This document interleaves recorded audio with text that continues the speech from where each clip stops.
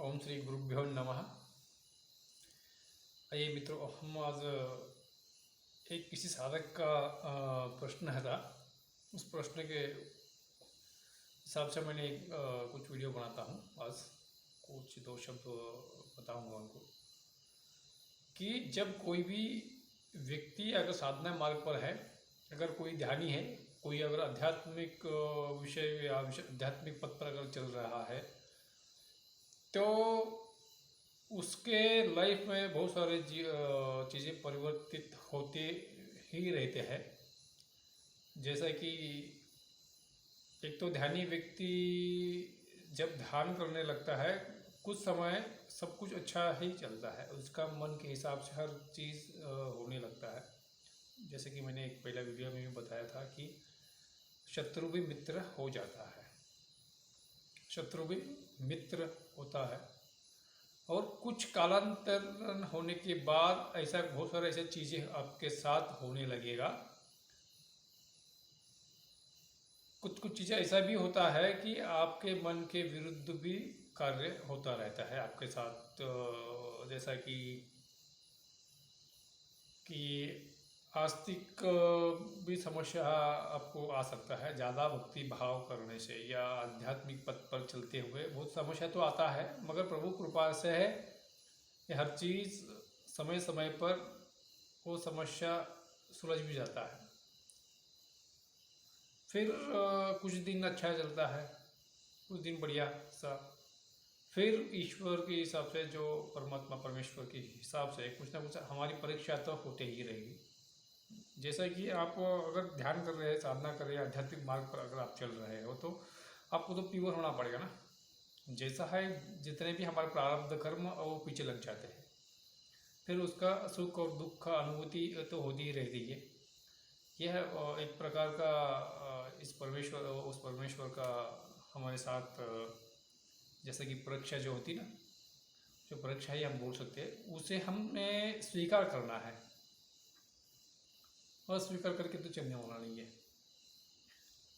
कभी ऐसा भी होता है, राग द्वेष भी उत्पन्न होता है, कभी कोई मोह भी उत्पन्न होता है, कभी वैराग्य की भावना जागती है, कभी काम की भावना जागती है। हर तरीके का अनुभव ईश्वर हमें कराता है, तो हमें इससे पीछे नहीं हटना है। हमें कभी इससे कभी डरना नहीं है, और डटकर सामना करना पड़ेगा। जैसे कि या परिवार में क्लेश होना भी, ये तो स्वाभाविक बात है, ये तो होता ही रहता है। हर परिवार में कुछ ना कुछ तो अनबन तो होता रहता है। फिर भी अगर जो बंदा अगर आध्यात्मिक व्यक्ति है, आध्यात्मिक मार्ग पर अगर चल रहा है, उसके साथ ऐसा बहुत सारी चीज़ें होता है जो मान और मान सम्मान का भी हानि होती है। और धन के विषय पर भी काफ़ी सारे परेशानियां उठाना पड़ सकता है। जैसा कि प्रकृति आपको हर तरीके का अनुभव वो दिलाती है, हर तरीके का अनुभव प्रकृति आपको देता है। आप उसमें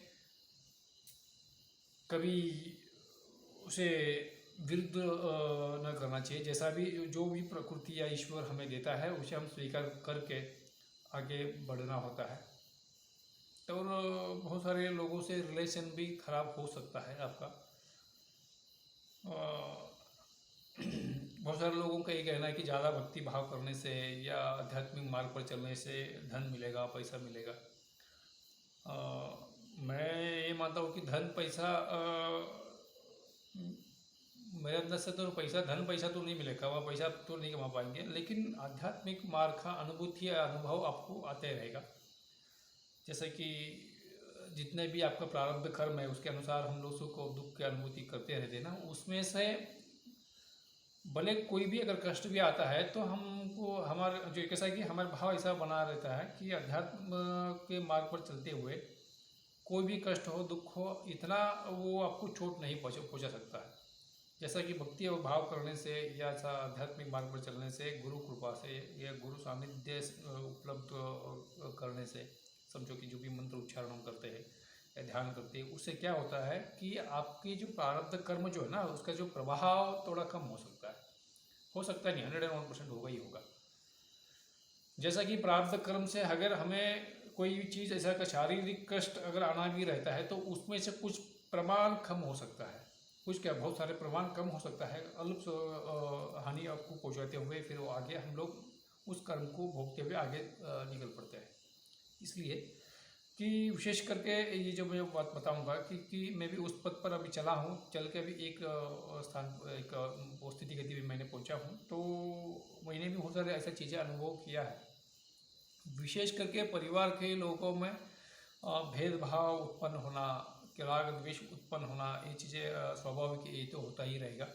उसमें ये पारिवारिक लोग या आपके नज़दीकी लोगों के साथ भेदभाव या देखने की स्थिति गति या उनका भाव आपका भाव का मैच नहीं होना, ये क्यों हो रहा है? क्यों हो रहा है मतलब ये ऐसा है कि जब आप आध्यात्मिक मार्ग पर आगे बढ़ते रहेंगे, जैसा ईश्वरीय कृपा आप पर होते रहेगा, जैसा आपका आंतरिक शक्ति जैसा बढ़ता रहेगा, जैसा कि आपके साथ जो भी व्यक्ति है, वो घर का हो या बाहर का हो, आपके साथ उठना बैठना हो, जैसा भी आपका जो मित्र परिवार हो, उनमें से जो लोगों का जो है ना भाव है ना, जो छुपे भाव आपको नजर आने लगता है।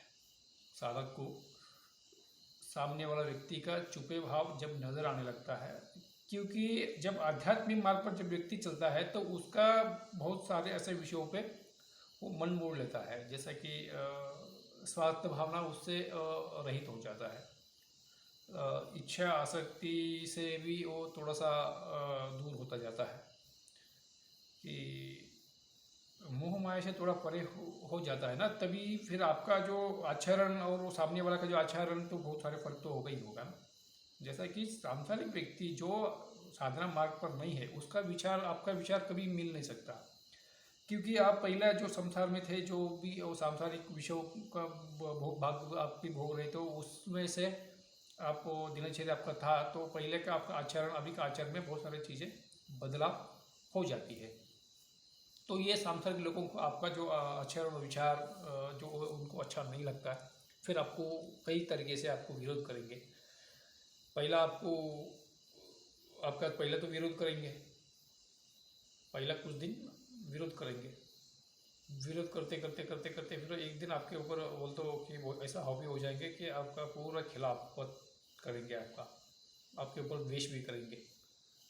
फिर वो जैसा भी आप उसे तब क्या करना चाहिए, साक्षी भाव में रहकर आप जस्ट देखते रहना चाहिए क्या होता है, क्या हो रहा है। जैसा भी लोगों का हर इंसान का जो भी हो, हमारा कैसा भी रिलेशन हो, हर इंसान आपके विचार आपका आचार वो खिलाफत करेगा, तो आपको विरोध ही करेगा, कि आपका मान हानि करेगा, आपको जैसे कि आपसे राग द्वेष उत्पन्न होगा, और सामने वाला भी आपको ऐसा ही वो देखते हैं।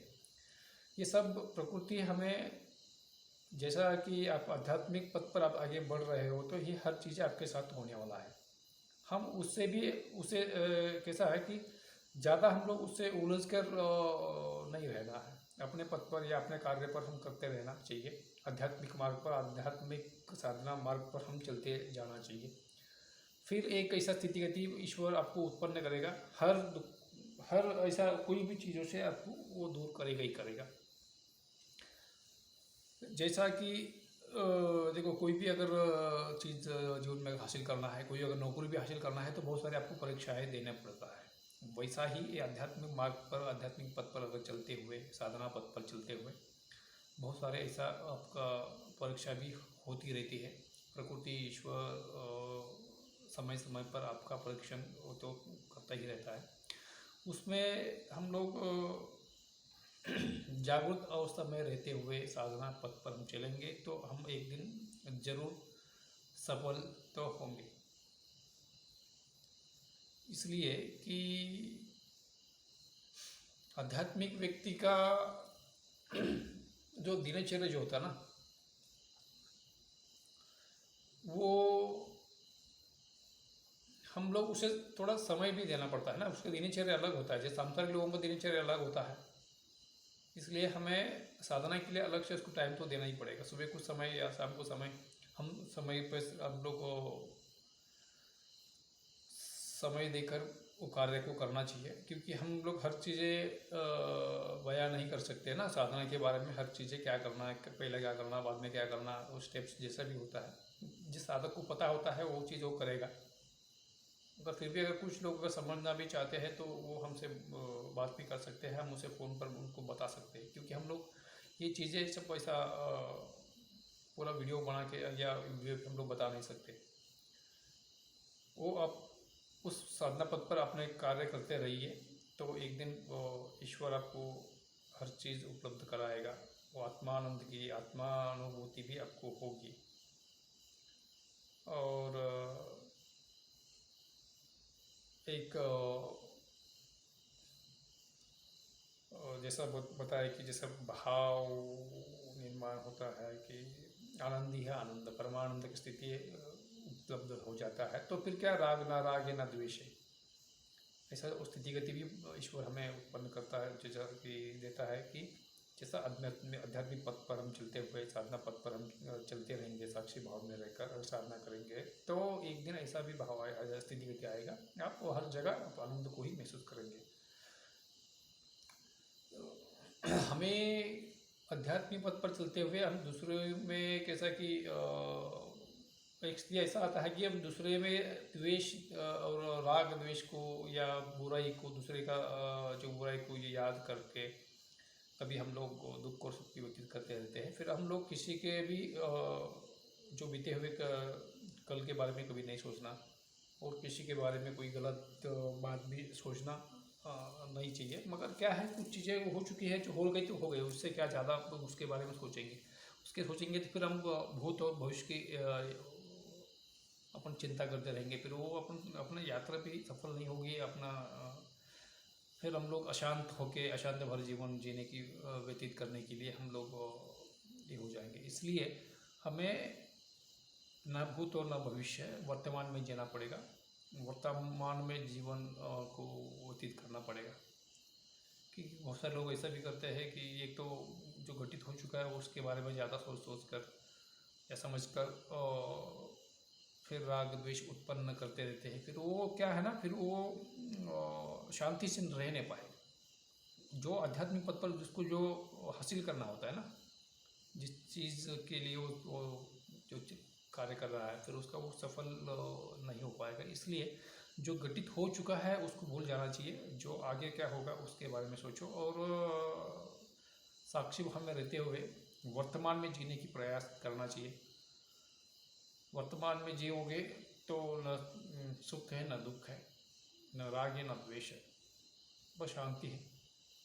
और ईश्वर की नामस्मरण करते रहिए, और भजन करना और सत्संग करना, सत्संग सुनना, ये साधक का मेन और मूल विषय है। इस पर हम ज़्यादा ध्यान देना चाहिए। जैसा कि हम लोग कैसा आनंद की तरफ अगर देखेंगे या कोई ऐसा अच्छा विषय की तरफ अपन देखेंगे, तो वो विषय ही हमारे जीवन में घटित होता रहता है। शांति के हिसाब से हम लोग को काम करना चाहिए। कोई भी चीज़ जैसा किसी से उलझना नहीं चाहिए, जो फिर उलझने से क्या होता है, फिर हमारा जीवन भी अशांत हो जाता है। कोई कुछ करता है तो उसके ऊपर ध्यान मत दो, वो उसके कर्म वो कर रहा है, हम हमारे कर्म करेंगे, उसमें कर्मों का फल उसको भोगना ही है ना। कि हम ये मत सोचो कि कोई हमारे साथ वो गलत कर रहा है, जो गलत करेगा वो भोगेगा ही ना। अगर उसने अगर गलत कर रहा है तो हम गलत नहीं करेंगे या नहीं भी करना चाहिए। जो हो गए जो हो गए जो हो गए, जो उससे उसके बारे में ज़्यादा सोचने से कोई मतलब नहीं है। अब जितना आप ज़्यादा सोचोगे, आपका आगे का मार्ग फिर थोड़ा सा समस्या उत्पन्न करेगा, और आपका भाव भी नहीं बन सकता है। आप फिर तो अशांत ही आप रहोगे ज़्यादा सोचने से। ज़्यादा सोचिए मत, आप रोज़ समय दो साधना के लिए, और सही से ध्यान करो, और साधना समय समय पर करते रहिए। यम और नियम का आचरण करते हुए आप साधना पथ पर आगे बढ़े, तो गुरु की कृपा होगी होगी। गुरु समर्पण में रहते हुए आप कार्य करोगे, हर अपना कर्मों का जो भी है लेखा जोखा, और ईश्वर से जुड़ने के बाद वो सब ध्यान तो रखता ही है। इस साधक के लिए जो क्या आवश्यकता है, क्या आवश्यकता नहीं है, समय समय पर आप कहीं पर भी रहो तो आप समर्पण में, गुरु समर्पण में अगर आप है तो हर चीज़ आपको ईश्वर मुहैया करा देता है। कोई भी चीज़ के लिए आपको ज़्यादा सोचना नहीं चाहिए। बस समर्पण और साधना, ये दो चीज़ें आप जारी रखेंगे तो आप अपने इसमें सफल रहेंगे। बस मुझे इतना यही कहना था। फिर आगे का विषय और कुछ है तो अगले के वीडियो में मैं आपको और बताऊंगा। जय बाबा जी।